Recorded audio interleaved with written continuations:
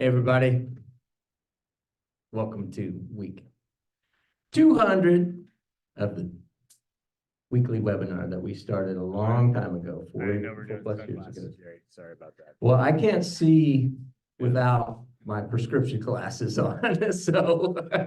I told my wife that I'd be the Tom Brady, but I'm gonna have to be Matt Damon and say that's ridiculous. All right. So we've got a little freeze here going on, but we're going to continue on anyway. All right. So welcome to week 200. The disco ball's rolling. We were here 2 years. Why in the world are we doing this? Dunkings, you can blame Kara Taddeo, who owns this joint from Boston. So when we called her and said, hey, can we use your place again for our 200th week? And she said, yeah, but Gary, did you watch the Dunkings commercial on the Super Bowl? And Todd didn't see it because he was at the Super Bowl, but anybody else, he's going to have to watch it. I'm like, oh man, okay. So these guys are always game for a good time. So fortunately, we found an Etsy shop. Thank you, Jamie, for steering us in that direction. And all the way from China, we got these dunking things.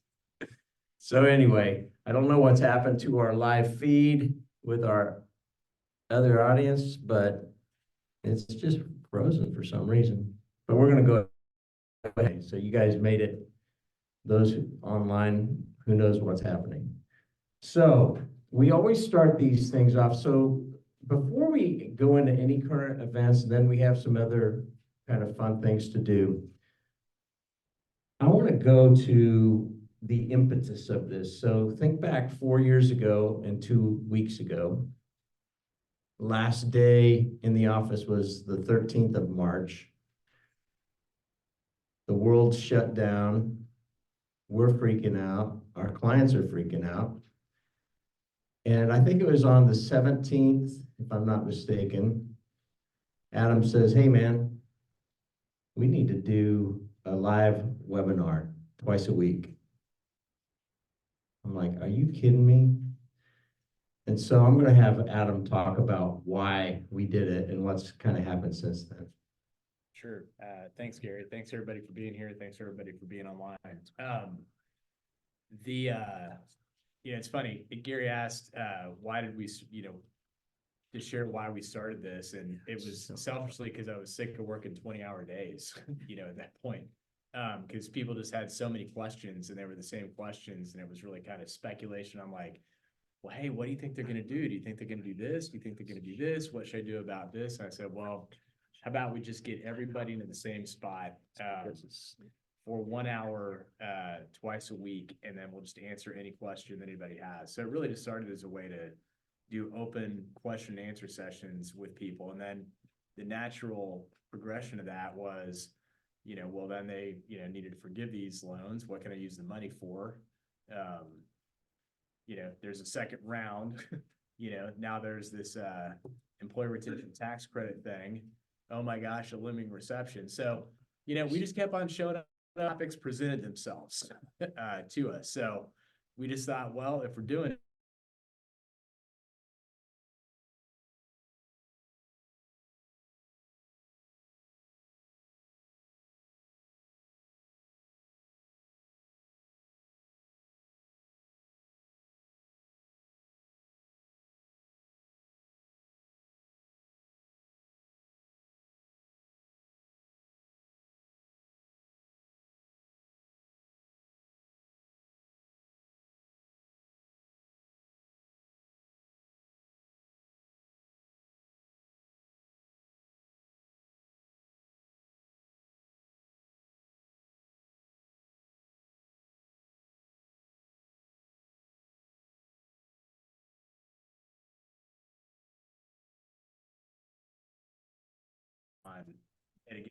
at a given point in time. We also, I think what we love about having Jack here, who volunteered to be our legal sounding board, is that which I really do appreciate, Jack. I swear that I'm not saying this because it's here, but if you guys have ever had the opportunity to work with attorneys before, I'm sure that you would characterize the experience as I always get an extremely straightforward answer of exactly what they would recommend. Yeah, so the laughter has said no attorney ever. So I really like that Jack also has kind of followed the theme of not worrying about his potential disbarment and actually willing to actually, step out. Hopefully nobody's listening to this from Shoemaker. We have a few of them here. Thank you. Okay, Jack, we're going to the HR process. Just kidding.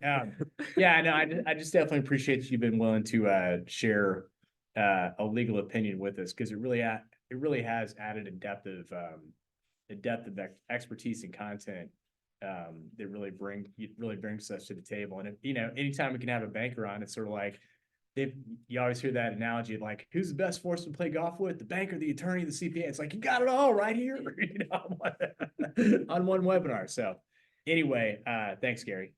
Yeah. So speaking of bankers, there's a guy who has been on almost every week because I see who's on. And at one point we had 383 people on at the height of PPP craziness, etc. But Derek Painter was supposed to be here today. And he texts me this morning and he says, hey man, it's kind of ironic, but I can't make it because I think I've got COVID. Can't make this stuff up. And I mean, let's think about it again. COVID was an awful thing. And one of my good friends, Steve Kinsler, was one of the first people to die from it. Right. So it's not any laughing matter. And it really wrecked a lot of companies. And there are other companies that pivoted and it did extremely well. And I am so glad that we decided, you know what, and this was really Adam's deal. And then Jack was very interested to jump into the romper room ring. I don't know why, but he has a great sense of humor. And he also wanted to keep us out of jail, I think. I don't know, which I appreciate that. But people really needed help. And so we just decided we're going to double down and try to help. And being our unique selves or our anything but typical selves. And that's really what we want everybody else to do. Like, you be you. And we've found a freedom, I think, during COVID in particular, is like, screw it, we're going to just be who we are. Because we were told, if you guys remember, there were a lot of webinars going on about, even before it was called the CARES Act, that was the first kind of shot over the bow. There was a whole bunch of corporate gobbledygook that didn't mean anything. Nobody could understand or decipher what it meant. And I remember Jack saying, because I didn't know Jack, and and Adam said, hey, this guy would like to be on the thing. What do you think? And I said, I don't know. And he goes, oh, we've done live fire with him. He's good. I said, bring it, But everybody was doing the same sanitized corporate talking points that meant nothing. And they were just confusing. And so it was really beneficial. And Jack said, yeah, you guys are kind of putting yourself out there. And we're like, but we're business owners too. We're trying to figure this out. And if somebody wants to take us down, then take us down, but we're going to try to help. And so that's been fun. But Jack, I want to get your take. That mic's live, by the way. Okay. So everything they said is accurate. I had suggested, because we had a lot of our banking people that were into the PPP stuff, and it's just being put in my lap. And so they were doing a good job. They had a pretty good following. And so I said, would you like me to join maybe the next one? And then, okay. Then it was the next one. Okay. And then they asked me a third time. I said, are you sure that you're getting the message right, that you want me to come back? Because most people don't want to hear from lawyers. However, free advice is free advice. Then I had to make sure that it's not advice, it's guidance, right? So very clear about all that.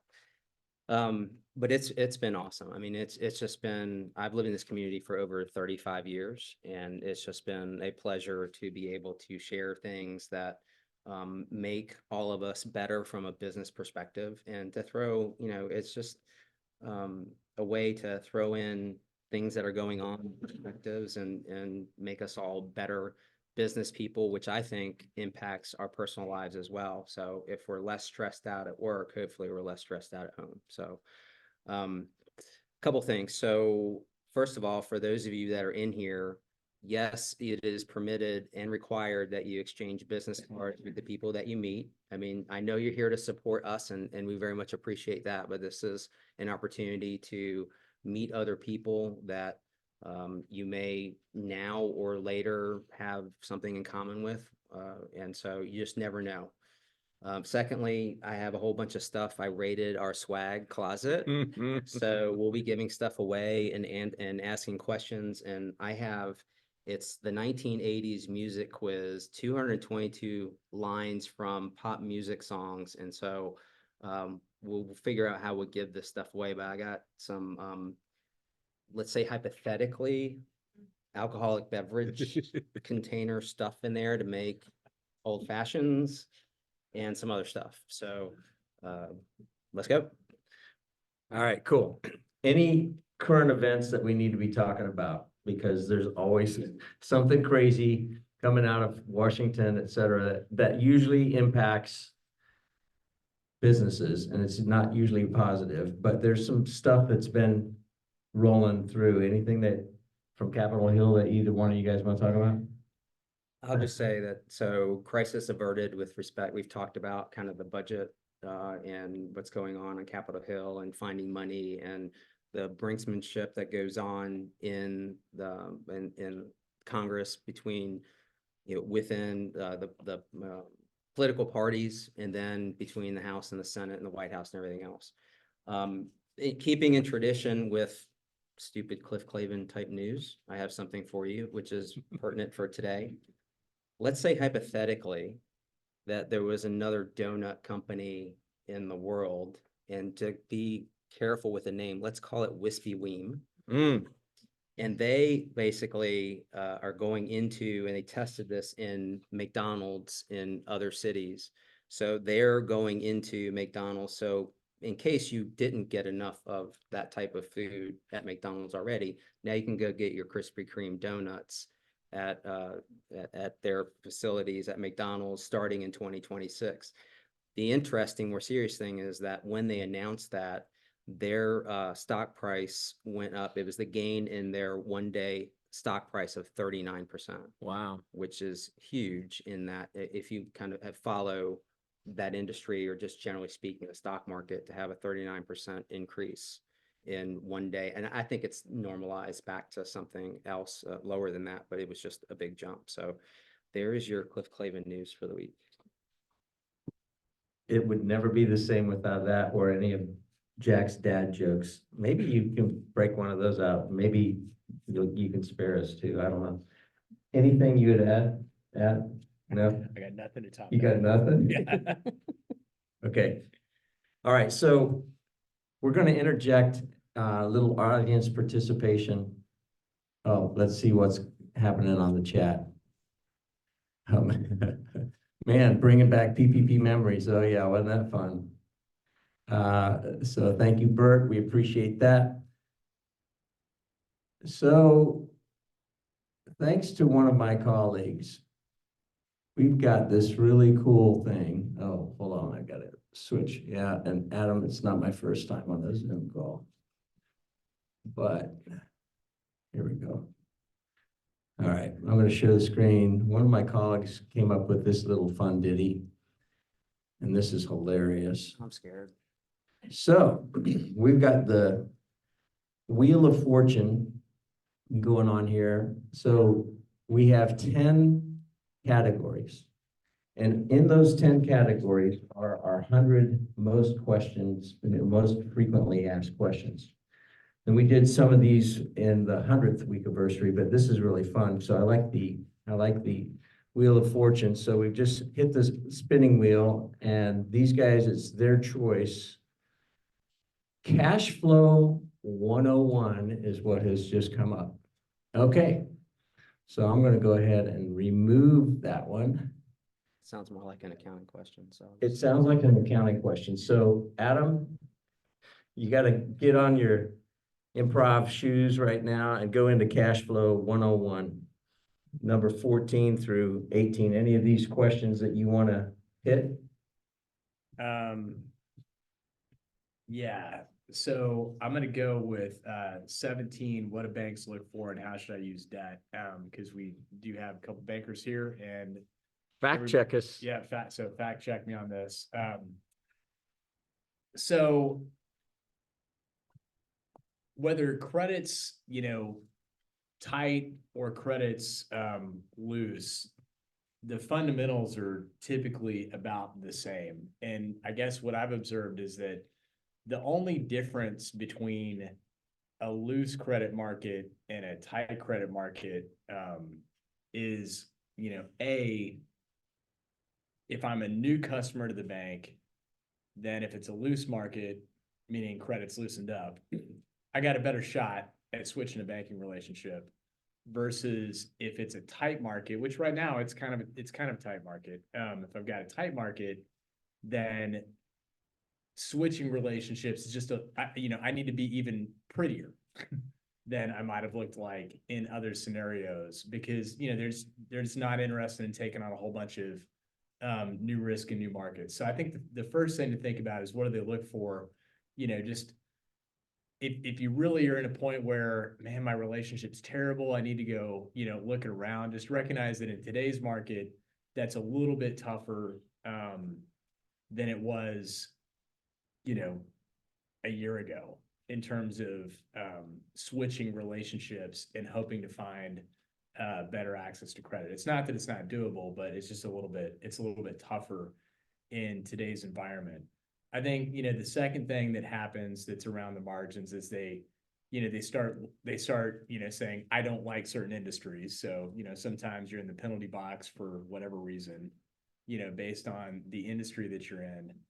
But outside of that, the only other margins that are really around there are really around financial performance. So, I think from this standpoint, I look at like the financial performance aspects very similar to, my youngest son, Miles, God bless him. Yeah, we always told all three boatsman kids, just don't do anything that would shut any door. Do everything to keep the doors open. Even if you don't go through that door, make sure you're doing everything to make sure the door's open, which would be things like, turning in your homework, which would otherwise lead you to get the A you should have gotten instead of the C that you actually got, based on your test scores, which then shuts the doors to the colleges you're going to apply to and other stuff, right? So, I know that he doesn't listen to this, otherwise he'd shoot me for sharing that story. But anyway, what do banks look for? It's actually real similar in terms of financial performance. So, if you think about, well, what are the big things that they're going to care about? One is, is the top line growing or is the top line declining? Do I seem like I'm going to be a growing business or am I a declining business? That's not that's a deal breaker, but at the same time, it's kind of like, well, that's just another thing that I'm going to have to explain to somebody. You're just looking to have things to eliminate that you have to explain. The second thing that's important is that if I'm in a business that's got a gross profit, is gross profit increasing or decreasing? Because, sales could be going like this, but gross profit, getting a lot worse. It's like I'm actually making less money, not more, on the appearance of working harder. So that's another thing they're going to look at. They're going to look at overall profitability of the business in the sense that, there's different banks call it different things, but effectively, we call it the debt coverage ratio in our world.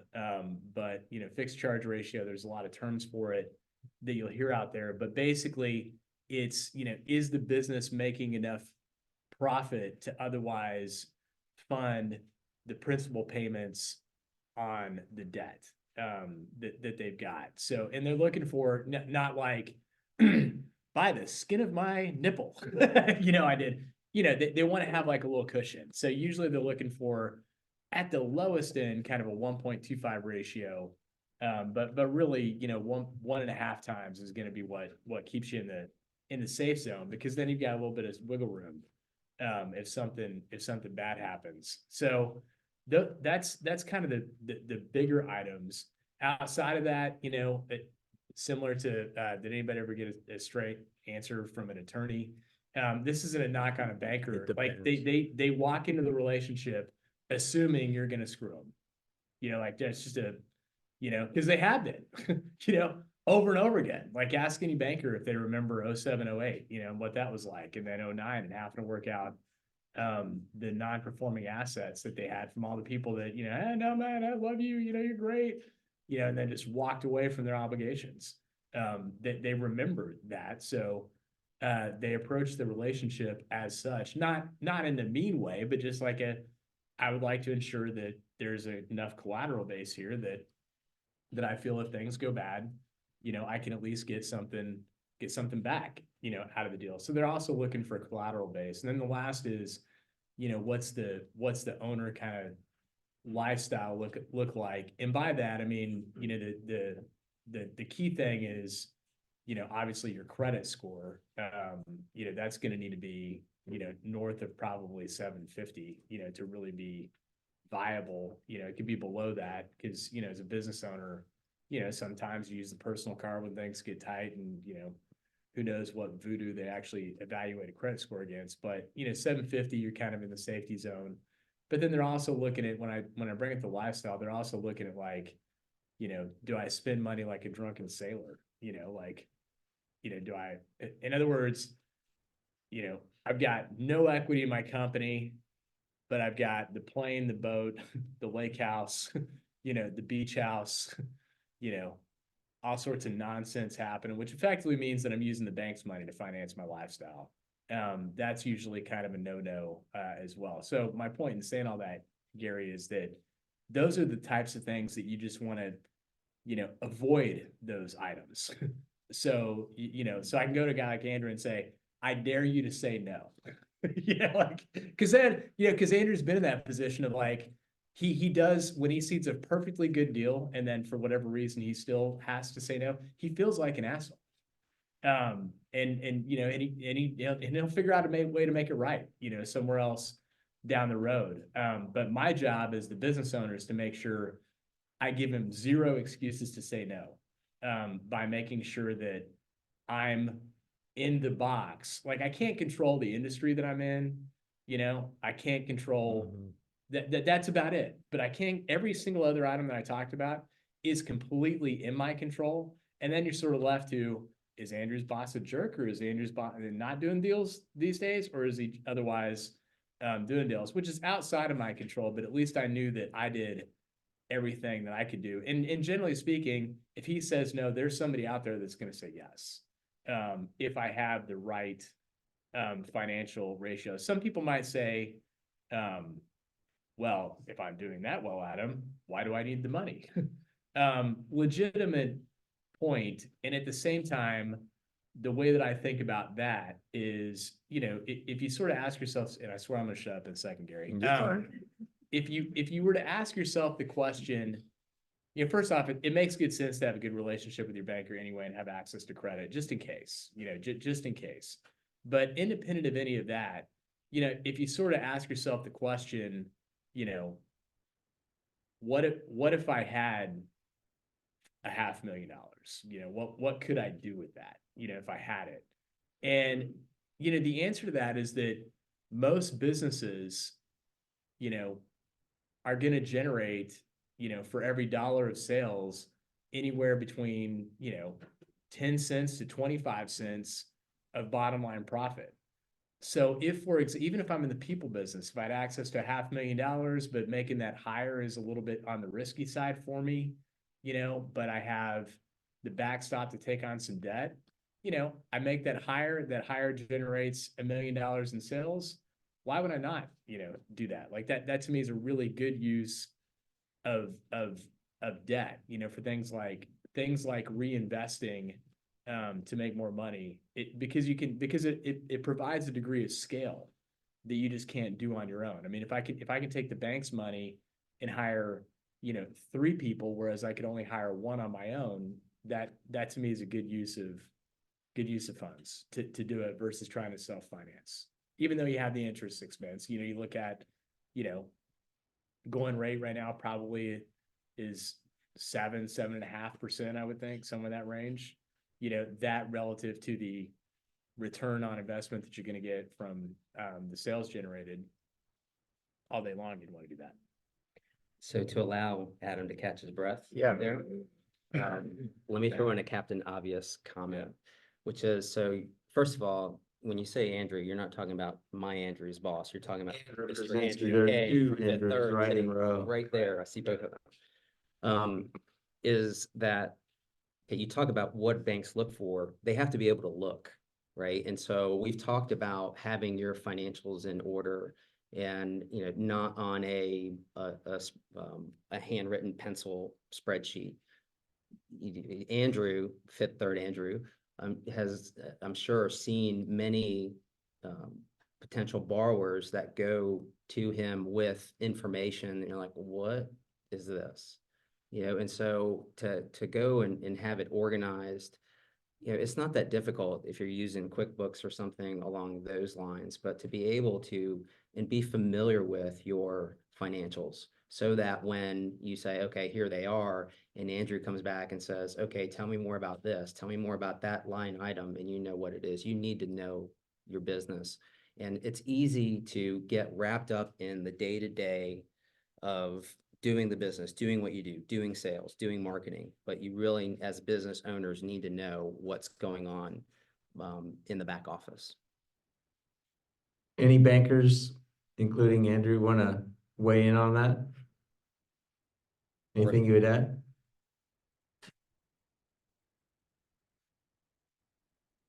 Yeah, Trey is not a banker. Oh. So, no, I mean, I don't know, you'll be fine. Come on over here.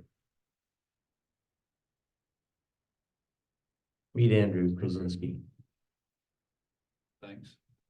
So I agree with what they're saying, and they make a lot of great points about cash flow, and what Adam's talking about. The banks are not that complicated. And so when he's advising you what the parameters are, I tell young bankers, a decline and an approval should look the same way. And because it is the same reason you got approved or declined, and so it's a matter of understanding it, and then having a CPA that can help you understand and have things set up, then we can perform for you. But it's really not that complicated if everyone understands on both sides, the banker and the client. So it is on both sides, not just one side. You get the 2 people that are good at it, you have a good marriage and it works well. But if one person walks away confused or frustrated, it was just a lack of communication. And so what he's explaining with simplicity, it is that way. And so if you're having that issue, just ask them, and they can get you to the right people. And there's a lot of banks out there. So anyways, but they do a great job. One of the things I like about Andrew is he doesn't pussyfoot around the issue. Like he is a straight talker, and if his bank isn't the right one, he'll like, no, that's First Citizens. I've seen him do it many times, which I really appreciate. There's so many good people in Charlotte, North Carolina in business, which is why we love doing what we do. So thank you, Andrew. And the one thing that I would also say is if any of you guys are in high growth mode and you're bumping up against, and your bank is like, no more, no mas. I just ran into that with a guy recently, and there's a group like Todd Culbreth. I don't know that he's on here, but there's nothing in it for me, but I think it's South Star is where he's at. So banks may not want to touch you because of certain things, but if there's still growth and there's enough to support it, whether it be in factoring or other things, he could be an option too. So one thing I would say to anybody on this online or President, just because you get a no doesn't mean a forever no, and doesn't mean that there's not an option out there. And so if you need resources and you're wondering, feel free to give us a shout. We'll connect you. We love doing that. This is a great city for that. So you want to hit us with a song? Can I give stuff away now? Do it. Okay. All right, so here are the rules of the game. I'm gonna say, it's kind of like Wheel of Fortune where you're kind of filling things in, so I'm gonna go word by word. I'm gonna try to change the cadence of the lyric. You have to name the song and the artist. I already kind of gave you a hint, it's sort of from the 80s, but there's 70s and 80s mixed in there too, so. All right, whoever yells out, and you have to be honest, whoever yells it out first wins. And then, you know, if you win sooner than later, there's better prizes on the front end. This applies to you guys online too, so Yeah, listen. and we'll give you guys online, your own, game as well. All right. All right, so I'm not internationally known, but I'm known to mock the microphone. Come on, I'm not. somebody knows it. Rock face, but I don't know who it is. It takes two. It takes two to make things go around. Yes. Oh. All right, come up here and I'll give you something. All right. Todd Bulow with Dual Boot Partners. All right. This one's a little easier. Maybe I like this one better. Okay. I've hold on a second. I'll go through that with you. The good You stuff- don't get to pick it No, first. no, you get to pick, but the good stuff's down where you can't see it. All right. It's like a speakeasy. Hey, there is one here. Yes, with secret door. Yeah, I'll show you what a secret door. door is later. All right. I've got my back against the record machine. I've got my back against the record machine. No, close. I've got my back against the record machine. Anybody online got that one? Oh, hold on. Yep. Yeah. By Well, Oh, Van Halen. Yes. I was gonna We'll say, give it to come you. on, Jamie. Yeah. Donnie Jones. Donnie got it too, and Yeah. Alex got that one too. All right, I'll so- record those so we know that we know. All right, All right. and then you can go on with like.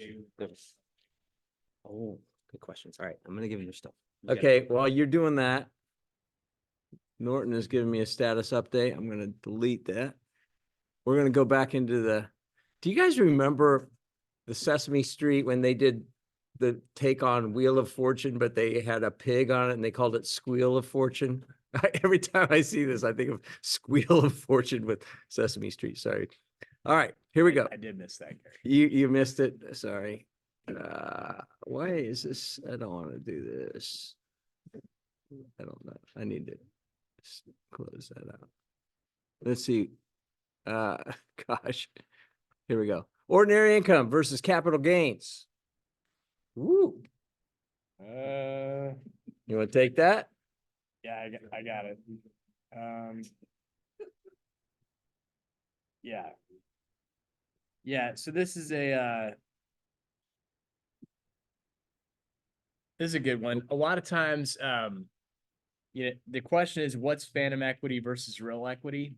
So a lot of people talk about, as part of their succession plans or trying to reward key employees, they want to give, some sort of want the employee to have some sort of skin in the game or some sort of stake in the outcome. There's a lot of ways to do that. And invariably, at the country club, over a highball that Jack made in his fancy ass drink thing, like, you never want to have a business partner ever. You want to be 100% owner forever. There's reasons, for that makes sense. And some people, would say, no, you totally fine to have owners, but invariably what does come up is the concept of phantom equity, which is basically a way to reward employees without actually giving them live ownership. that the benefits to doing phantom equity as a program, one is first off, you don't have other owners. So that in and of itself has a benefit because you don't have the legal responsibilities associated with being an owner, meaning like, as a majority owner, I have a fiduciary responsibility to look out for my minority shareholders. And if my minority shareholders also decide that they don't want to show up for work one day, it's not exactly easy to get the equity back, regardless of what the operating agreement says. There could still be fight, arbitration, whatever about it. So phantom equity reduces, all of those problems. At the same time, it's a little bit more binding from a contractual obligation than it is, hey, I'm just an employee. Because at the end of the day, like if I've accrued something, and something happens, Jack on a whim says, hey, I've decided, that your services are no longer needed, it's an at will, at will state, blah, blah, Adam.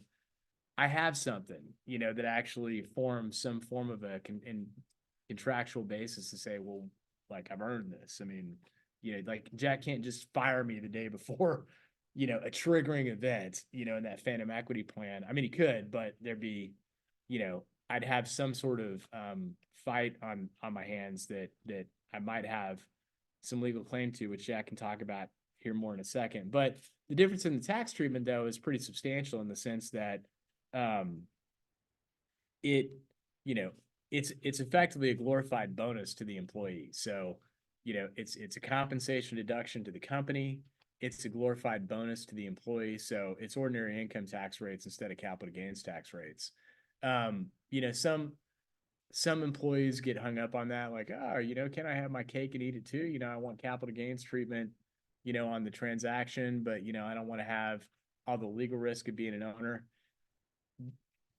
There are ways to do that, but not that don't ultimately result in, the person being an owner at some point in time. So, usually it's one or the other, either I'm accepting ordinary income treatment on both ends of the transaction, but I'm giving up, I'm getting some legal efficiency while giving up some legal rights, or it's capital gain and I'm all in, and it's real ownership versus synthetic ownership. So the legal perspective is, and I've felt this way mostly because I've been trained this way from my mentor, Phil Chubb, is that you have to, as a client, have to convince me to allow you to give your colleagues or anyone else equity in your company. That's the starting point. And the reason being is, let me tell you a little story. Imagine, if you will, 4 guys, fraternity brothers, who decided and came up with an awesome idea for a business.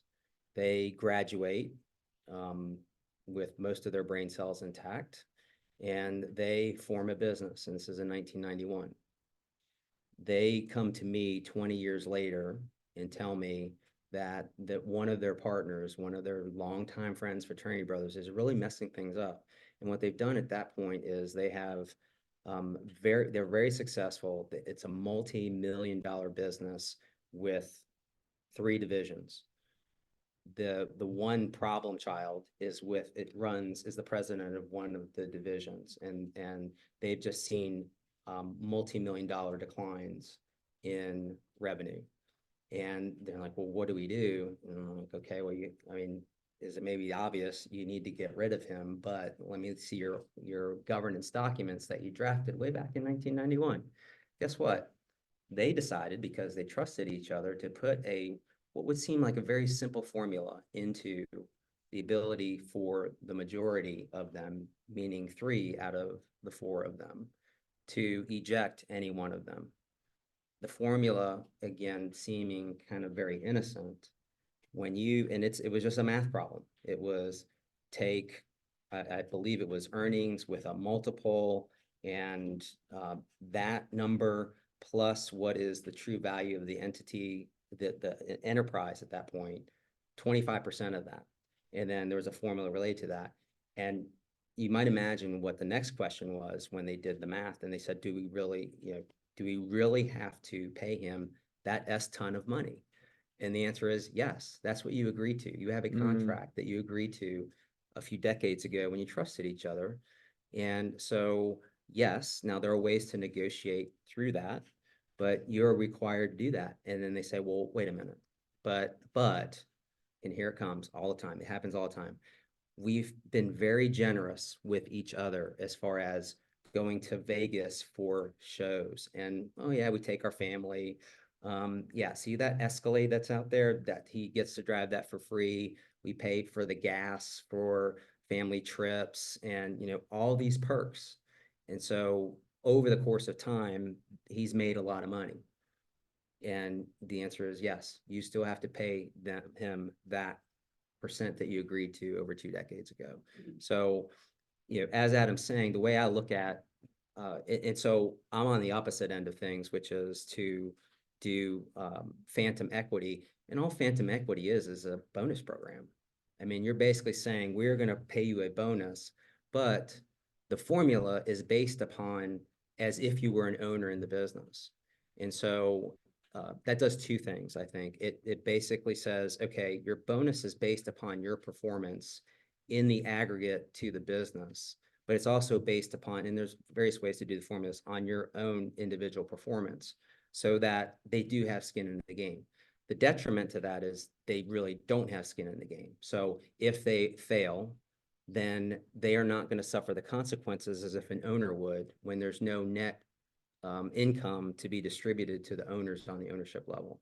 So there's detriments and benefits to either side, but I'm on the side of, okay, convince me that this person deserves, and kind of conversely, convince me that cash is not king in this person's mind. And I think that for the younger generations, that it's okay, pay them money because that's kind of what they want and what they need at this point. But, so anyway, I have to be convinced on behalf of a client to allow them to give actual equity to someone. And I think based on my experience, that it rarely, except for in, professions like mine and Jack's, where, like that's just a thing, like I become an owner, at some point in time, really nobody cares, on the employee base, because what they really cared about was more having a stake in the outcome, and some sort of reward for all the hard work and the equity that they're helping build.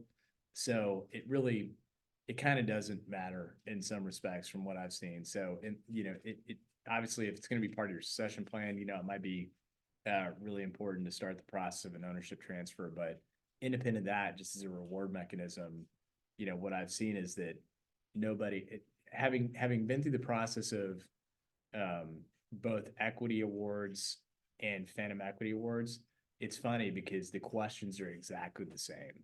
Like, what happens if I die? What happens if, the business goes back? Like the exact same question. So it's like I'm in alignment with Jack. Like, sort of, unless you have to, there's no reason to do it, because it doesn't seem to make a difference one way or the other to the recipient.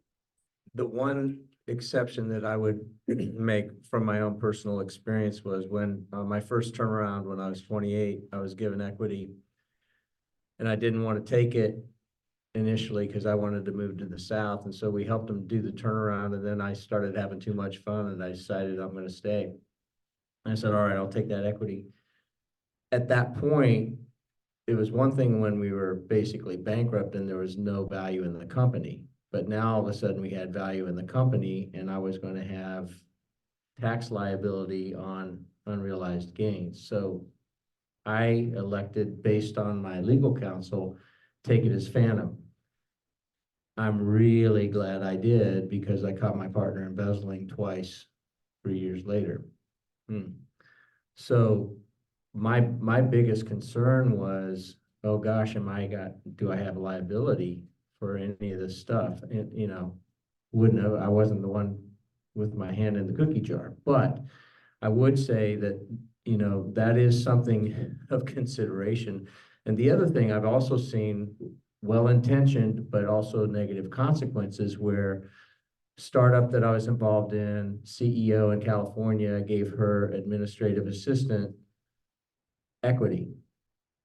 Well, she wasn't making a lot of money in Los Angeles, but she all of a sudden had tax consequences on because the company had some value, same sort of thing. So get some tax advice early on from somebody like Andrew over here, former IRS agent. And he's been on many times. If you guys haven't heard Confessions of the IRS Agent, really good. But get some counsel from legal that knows what they're doing, and also from your CPA, and make sure that they know what they're doing, because it does make a difference, and it can make a big difference. Anything you would add? No, I totally agree. Can I give away more stuff? Do it. Mike's yours. Cool. I don't want to carry this stuff back up to the office. So. All right. So a little bit of background on this one. My son, when he was younger, and I realized it's one of those things where apparently I was listening to 80s on 8 a lot in the car when he was younger. So he was singing this line that I'm about to give to you, but there's a cute ending to the story. So the line is, I don't know where I'm going, but I sure know where I've been. Ooh. You got to do the cadence on this one, Jack. I don't know where I'm going, but I sure know where I've been. Yes, exactly. So he was singing White Snakes. And to hear it, I mean, the irony is he's 18, he's going to college, he knows what he wants to do.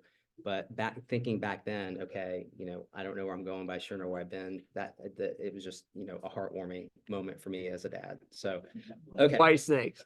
White Snakes. Yes. So is that Brent? Yes. Yeah, Brent. Come up here and you can pick what you would like. All right. Too bad you don't have a bunch of golf balls, because he loves golf, don't you, Brent? Okay, there you go. I have both. Okay. Went the distance. Now I'm back on my feet. Went the distance. Now I'm back on my feet. These guys And know. with the will To to survive. survive, it's the Oh, Yes. band. Yes. Hillary. oh, Hillary. All right, there we go. All right. Check on one. Why? Well, I mean, Journey. All right. Survivor. Rocky. Oh, Yes. Yep. Actually, the rest of the thing, Gary's going to do the training montage from Rocky 4. Yeah. From whence. Training before you fight the Russian? Yeah, that's right. Yeah, he's going to be going through the snow. Yeah, exactly. Yep. Yes, that's right. You know your Rockies. Yep.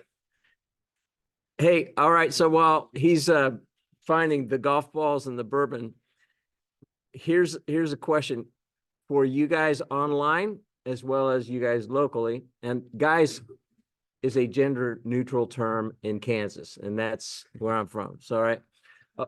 By the way, do you know what this is in Kansas? Your fingers on when your hands on the steering wheel. What's up? This is howdy. This is howdy. You will always see somebody driving. Doesn't matter. They don't know you. They'll raise their finger, and that's a howdy. That is not flipping you off. That is a howdy. You know what a Jeep one is? No, what's the Jeep one? Or does anybody have a Jeep? Jeepers? Like you're holding the steering wheel and you go like that? Oh, really? Yeah, it's like, what's up? But only if you're driving a Jeep and you're doing it to another. Oh, yeah. Otherwise, you could be a poser. Yes. Could be an imposter. Oh, Oh, wait. Oh, okay. I know you didn't do that on purpose, but so he was talking about his history. And he wrote a book. It's called Silence the Imposter. And I think it took a lot of bravery to write what is in here. And when you read it, because you need to read it, you will on every page say, "Yup, been there, done that," or even going through it now. And just the resilience of Gary that and I've gotten to know him very well over the past several years, but after reading this, I was like, okay. And so my in-laws are from Kansas, so I get it. Some of the things that you were saying from McPherson, the big Oh, yeah. metropolis of McPherson. We played the Bulldogs, man. Yes, so you need, and actually, I don't know if you're gonna give some of these away, since you Yes. have them up here, Yeah, so maybe give it- first come, first serve? Or do you want me to do more lyrics? I- Give them away? So here's why I want to tie You- to the first, no, not a lyric. I'm a drummer, man. We don't pay attention to words. So, um, first book goes to somebody who comes up with a question that you want these guys to answer. Any one of us, right? Any one of you answer, ask a question or come up with a question, you get a book. And by the way, there's a Starbucks gift card in there. It's probably worth more than the book. Hillary, go. Someone shared with me, and I really haven't even looked into it yet, because this is just recently, that they would really like to put their children on the payroll. Oh, yeah. Oh, yeah. And so I just wanted to kind of get some clarification around that, both legally. You want to and- repeat the question so they can hear it? Yeah, so for anybody online, the question was, hey, heard that you could put up, you could put your children on the payroll. How do you do that ethically and legally and not get stung? Or sued for child labor? Yes. There you go. So good question. There are, some job restrictions associated with child labor that it doesn't matter if it's your kid or not. I mean, it's just, there's going to be some restrictions around that. So assuming that you've met, those restrictions, some people would say, well, I mean, what's my kid actually doing around here? Are we recording this? Yeah. Yeah. I can honestly say, like, of the BGW clientele, that is in the, that has kids on payroll that have been audited, there's maybe a couple every year. This has never been an item that actually came up as a thing, like, oh, is this a legitimate employee, or not? But generally speaking, when you think about, well, what are the things that people can help with, if they're smaller, the go-to move is, the modeling fee. And if you think about that, that's a real thing in the sense of, like, we had, if you guys, some of you guys were at the CEO Convergence event, we had a speaker on social media and how to effectively become an influencer. And one of his big things that he advocated was humanize yourself. And the way that he humanized himself was with his kids as part of his social media posts, like not in, not in the, look at me, I'm a great dad way. But more the, hey, they just happen to be there doing stuff with them, or if it was something funny related to business. So it's like, why couldn't I pay, my kid for that? I could tell you the Bozeman family, if I go to them and say, hey, dad's going to become an influencer. I'm going to need you guys to do some Instagram posts with me. And then we're going to do some stuff on LinkedIn. The first question I'm going to get asked is, what are you paying me? Yeah, Like, that's like non-negotiable. Is it worth it? Yeah, not even really, or I'm gonna have to say, would you do that? And they're going, well, I'll give you, $500. Okay. We're, That was my question. So there is tax implications for them. so that's a really good question, as well. So the tax play on it is that, they don't, if you don't claim them as a dependent, which, at most income levels, you're not really getting much benefit for claiming the kid as a dependent anyway. They claim themselves, but the first $11,000 of income is effectively excluded. So that's the benefit. And then also in some circumstances, if it's your kid, you also don't have to charge payroll taxes as well. So it's like a double whammy. What we oftentimes advise clients to do is that, people also ask about college savings accounts and stuff like that. They can't put money in a 529 for themselves, but what you can do is you can set them up a retirement plan and put the money into a Roth. Which a Roth, one of the benefits, it can be used for retirement, but the other two benefits associated with the Roth, which behaves a lot like a 529 plan, is it can be used for educational expenses and also first-time home purchase. So the only downside to that is in a 529, that's my money. In a Roth, it's technically my kid's money. Most parents, me included, would say, well, they're never gonna know about that anyway. And then I always think about myself. I found the hidden account, and managed to get access to it when I was in Arizona State, which is really embarrassing. Like, I think there's something that exists at Bank of America that I need to go in and try to get access to. Thus, I will keep going branch by branch until I find the idiot who will let me take the money out where I'm not a signer. Oh, gosh. Yeah. Confessions. I owe my parents a lot of apologies. I got I think the statute of limitations is running that, so I think we're good. There's a psychological aspect to that as well. I mean, the nepotism aspect of it, which is, so we've had clients who've come to us and said, all right, I think I have a problem. It was in, everybody was fine with it. Well, turns out not really, but they're not going to tell the boss no, right? Then what happens? I mean, if the child performs well in what they're supposed to do, then there's not a problem. But when there's a problem, and they're like, why is he or she getting special treatment? Why this, why that? And so I think if you're going to do that, there should be someone else supervising that person that has objective, views and has the power to basically terminate that kid if there's a problem without you saying anything, and that everyone around in the company should know that that person is this kid's supervisor, and whatever they say, go complain to them, or accolades to them, whatever it may be. Just like. Yeah. My advice was more around, up to probably 22, 23, in school, not actually, could actually be working in the company, but it's typically not in a, intensive, executive or supervisor capacity. It's more like, side hustle money. And just to make sure, when Jack said terminate, he's not literally talking about the Terminator. Yeah. So what happens in your house is not up to me. So parenting, I'm not giving parenting advice at all. Yeah, we don't have any litigators here. So Hillary, I think you already have a book, but I know. Small, Book, and you can pick whatever you like. so story about that, we did the book launch on October the 17th, and when I'm on doing a live Instagram live with Hillary, my left eye starts seeing these black snakes going across my eye, and I had a torn retina that happened while we were on the last 3 minutes of that broadcast. Next day was emergency surgery. Crazy. Any other questions online or locally?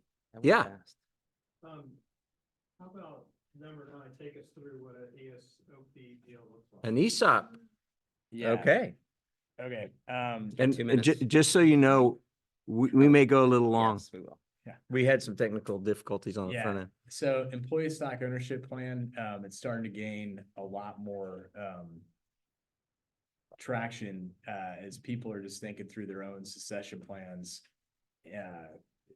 Because it's basically transferring ownership of the company, to the employees.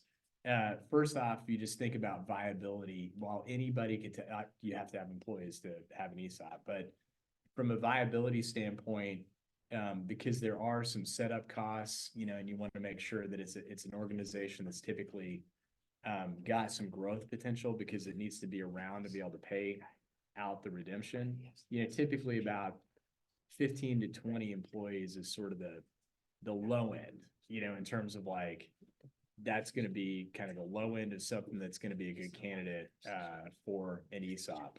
But, effectively what's happening is that, I own the company and I decide that I want to sell, but the thing that I'm selling to is a retirement plan. And the retirement plan, no different than part of the General Motors retirement plan is called Stock in General Motors. Now, Stock in Adam Corp is now part of the Adam Corp retirement plan. What it seems like to the seller, like the owner that sold to the retirement plan, it's no different than if I sold to anybody else. Like there literally is just about no difference in that transaction, in the sense that, like, I might get a little cash up front, that a bank finances. I probably got a seller note that's associated with it. There is one slight difference, that if the company increases in value, I have the opportunity to still participate in that value creation via some warrant options. But from the seller perspective, there's really no real difference. From the employee perspective, most people that implement ESOPs, also have a 401k plan. So it's like a double down retirement plan. I've got my 401k plan, plus I have all of a sudden this value that's been created in the ESOP for me for when I retire. But the process ends up, you kind of go through, you get evaluation done by somebody that specializes in ESOPs to show you what the potential is. They help you structure the plan. Then you effectively implement the plan, sell the company, and then you're just in operating mode from there on out. I think the other thing that, to me, that what I found is the only real downside to an ESOP, I'm a huge fan of them, by the way. The only real downside, because it allows you to preserve your culture. Like if you want to sell out, but that you're going to be involved with the company for a period of time, it allows you to preserve the culture, because even though you have, an independent board and a trustee, you're really still in control, from a day-to-day perspective. You can't do what Jack was talking about there in terms of, sticking your hands in the cookie jar, and all that kind of stuff anymore, because you've got a fiduciary responsibility to the retirement plan. But for all intents and purposes, you're still in control. But the only kind of real downside, which some people would view as an upside, is that the award of the stock is real straightforward. It's a percentage of compensation. So like there's no variability in that. Like I can't say, great job, executive team, your plan looks like this, whereas the rank and file plan looks like this. It's completely non-discriminatory from that perspective. So if you end up going this route and you still want to have an executive compensation plan, you got to layer something else, on top of that. The other super benefit, like a lot of people are like, well, I'm seller finance, and is that really, something that I want to do? ESOPs don't pay taxes. So the tax savings, so in other words, if I made $1 million, I've got a $300,000 tax bill associated with that. I make the same $1 million in an ESOP, I have no tax bill. So what people do is they take that $300,000 savings is what ends up that's if you do 100% sell. That savings ends up being what finances the seller note. I'm not paying Uncle Sam, I'm just paying myself. So no unrealized gains taxes. No. Nope. So we have Clay Williams, my expert ESOP person, partner. Accurate? Yeah, good. Anything you want to add? I mean, I think that, we don't want to gloss over the administrative difficulties. It's great option, definitely should be looked at. I think people can get annoyed at this independent trustee thing. What's that? Dealing with the bank, you look at the structure of the ESOP, it looks far more annoying than it needs to be. But if you can slog through that with good advisors, then it's definitely a good option. Yeah, just to that point, I mean, the lowest transaction cost, like I don't care who you talk to, like you can talk to anybody that's out there that's an expert, because we've had clients who've used several different advisory groups to get their ESOPs over the goal line. And again, prior to, 5 years ago, we had no clients that were ESOPs. Now it's, I think, probably about 10. So I mean, that just a data point. I mean, to me, that's a lot, in terms of seeing people convert. But the lowest transaction cost that I've seen was about $250,000. Just as a sanity check on what that's all in between legal fees, ESOP advisor, CPA, whatever investment banker that you have to have involved, valuation, whatever. It's about $250,000. Most of them are, that's the lowest. I mean, the average has been more like about 400 to 450. Apparently not all attorney's fees. Right? No. Depends on who you go to. Okay, I'm Craig, you had a question? Hmm? What is the top line, because I might get that part. But who runs that company? So I sell resource to my ESOP and the employees are doing it. Who runs it? Like who's in charge? Who determines succession, all that sort of stuff? Yeah, it's still you and the management team.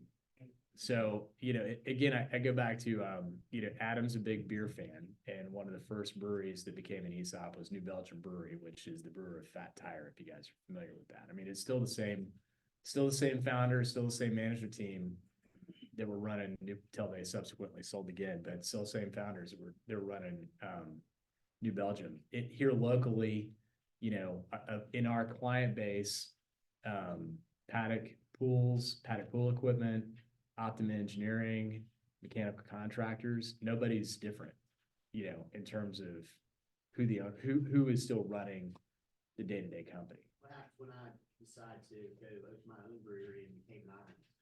Yeah, so I'm going to do it. And you're gonna invite everyone in the room. yeah, I mean, to that. you still have, since you're typically gonna have a seller note that's outstanding, you're gonna need to make sure that there's continuity associated with taking over the company after you decide to leave. In terms of the non-compete aspect of it, you're probably gonna have something like that. It's more of a legal question, but if you sell to the plan, you've got a fiduciary responsibility to take care of the retirees. That's part of the administrative burden.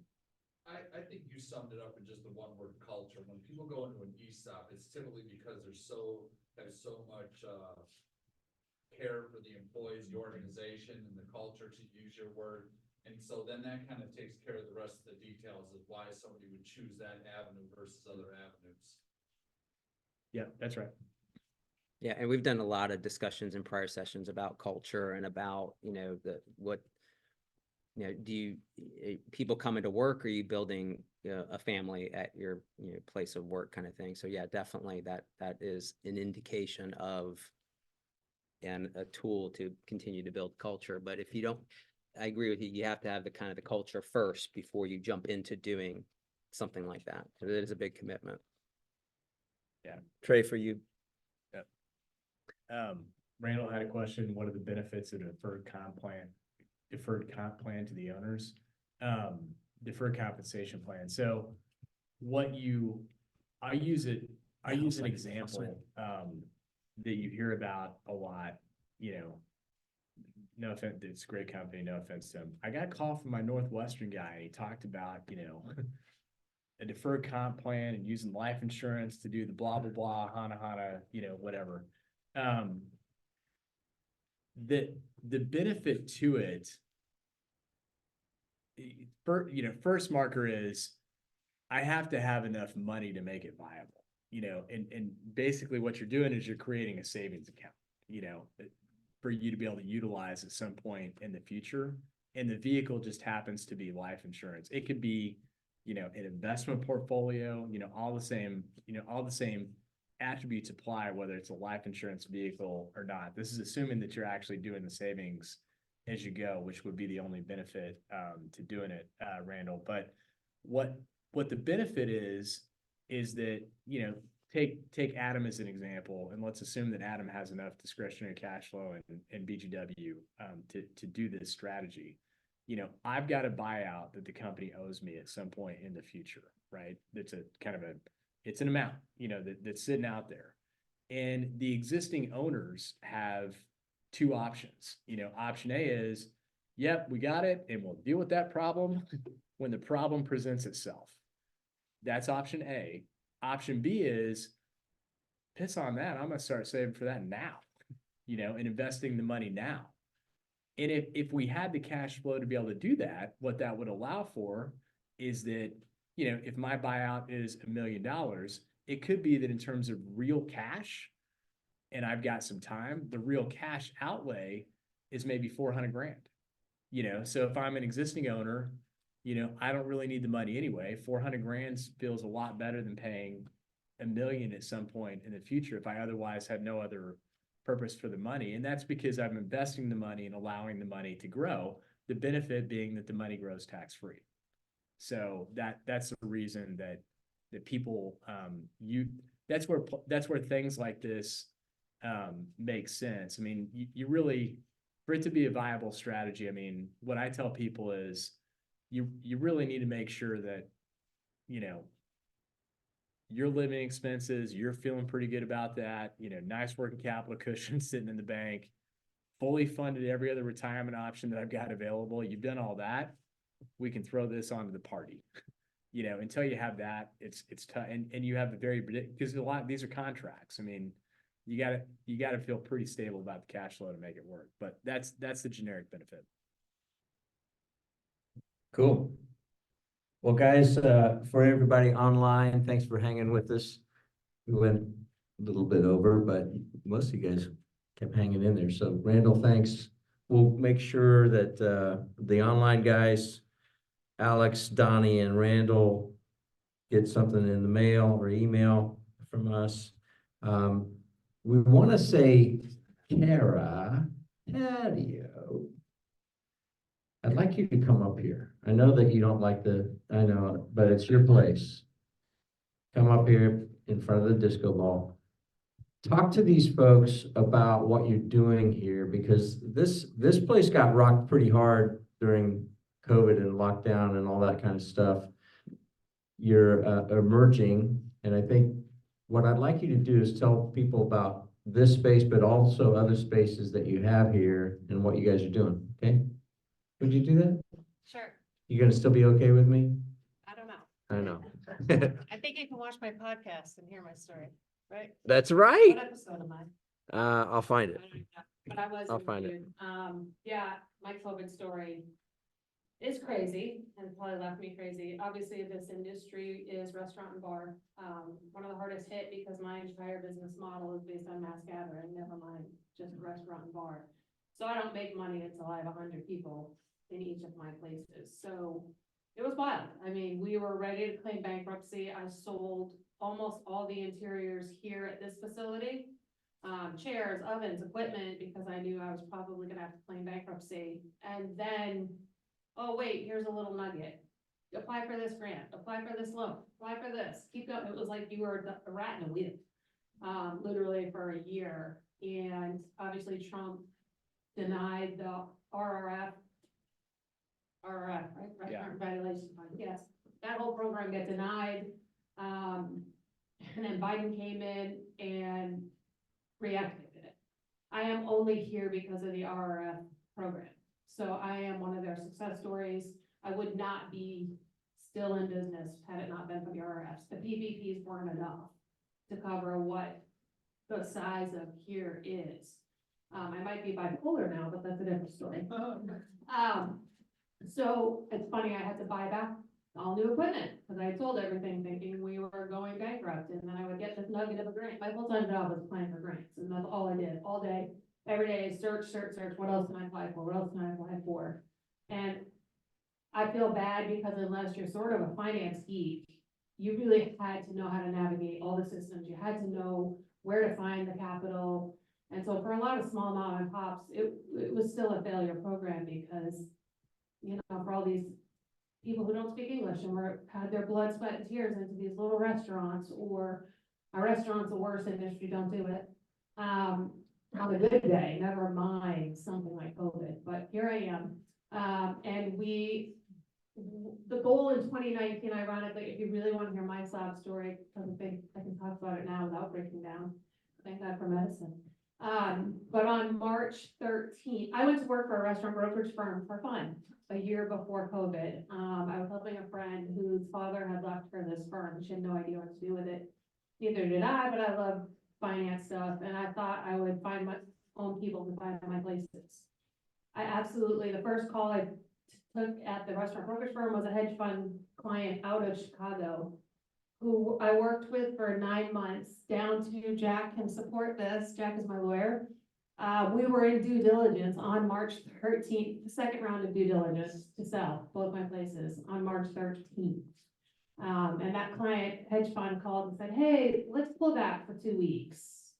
Here I So kind of, it's just crazy the way life works. And I don't know what the message there was yet, but I'm here and I can talk about it, and I didn't come out of under the bed for about 6 months.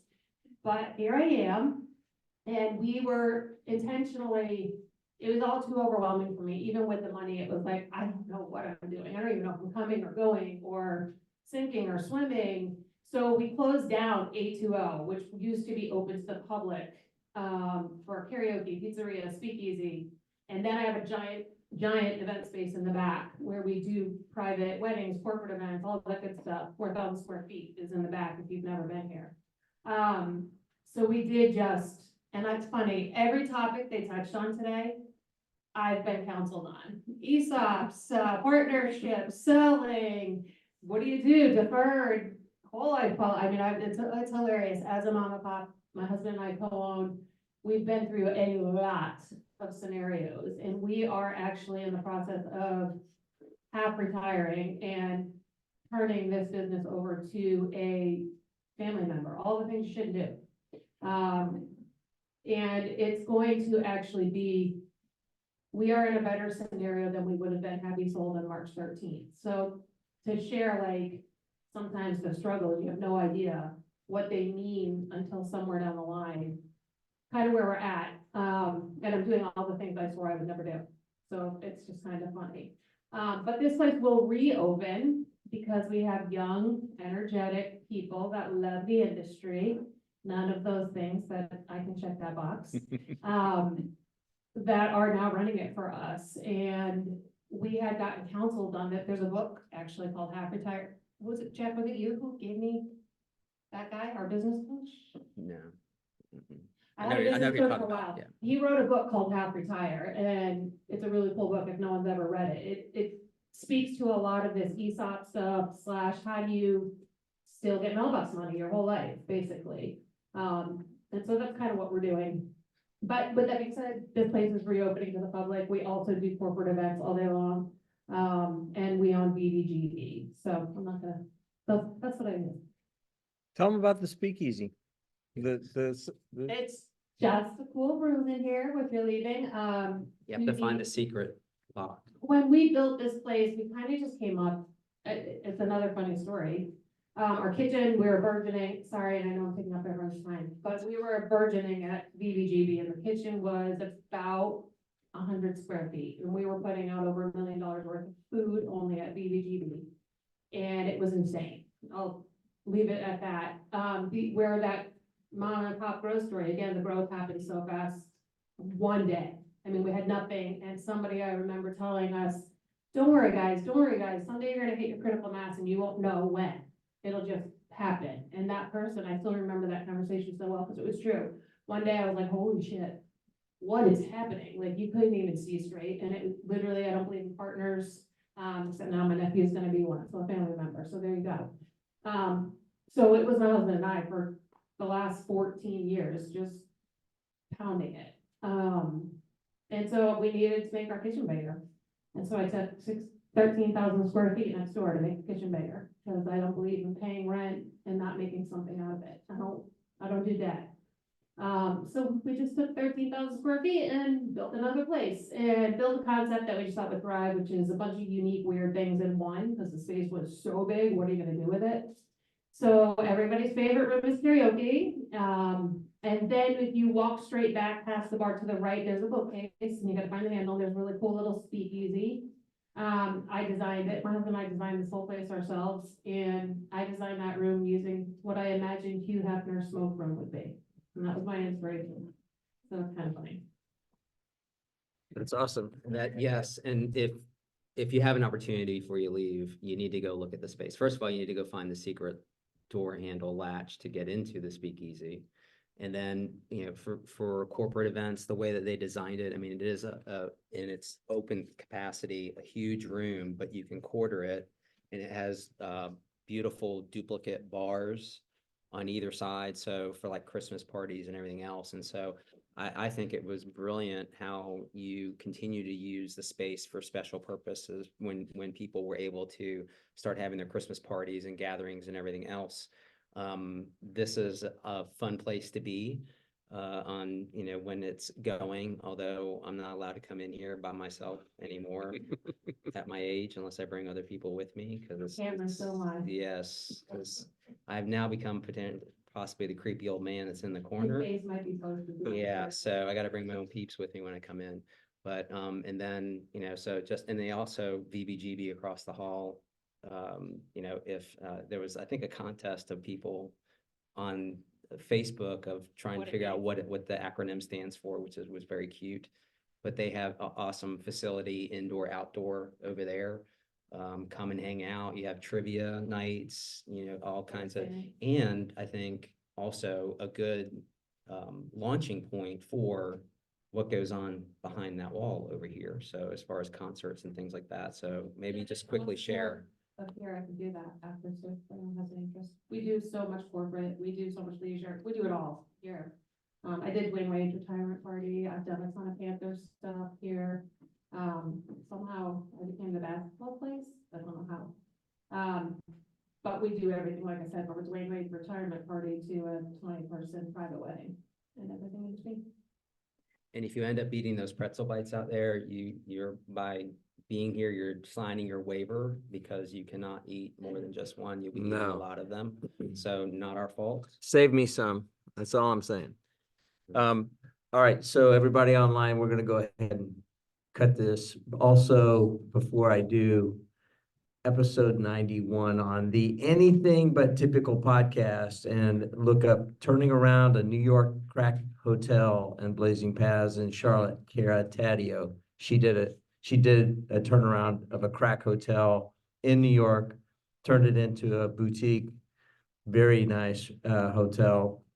Listen to her story. So anyone, thank you guys for taking time out of your day to join us and help celebrate. We will continue doing this as long as we add value and as long as you guys show up. Thank you. Have a wonderful one. All right, for those of you still here, please